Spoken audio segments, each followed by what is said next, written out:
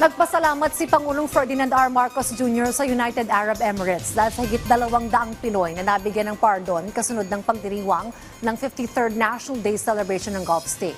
Si Alan Francisco sa report. Mismong si Pangulong Ferdinand R. Marcos Jr. ang nagkumpirma na higit 200 Pinoy ang nabigyan ng pardon sa United Arab Emirates. Bahagi ito ng 53rd National Day celebration ng Gulf State. Ikinagagalak kong ipabatid na sa okasyon ng ika-53 National Day ng United Arab Emirates, 220 Pilipino ang pinagkalooban ng pardon ni kanyang kamahalan Sheikh Mohammed bin Zayed Al Nahyan. Iginiit ng Chief Executive na ang pagbibigay ng pardon ay simbolo ng matibay na relasyon ng Pilipinas at UAE.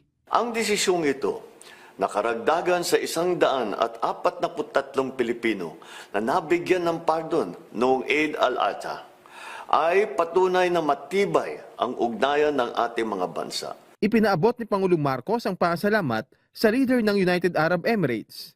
We extend, of course, our heartfelt gratitude to His Highness Sheikh Mohammed bin Zayed Al Nahyan and Prime Minister Sheikh Mohammed bin Rashid Al Maktoum, whom I also had the honor to meet for this very compassionate gesture. Sa ngayon, hiling ni President Marcos ang ligtas sa pag-uwi ng higit 200 Filipino mula sa UAE.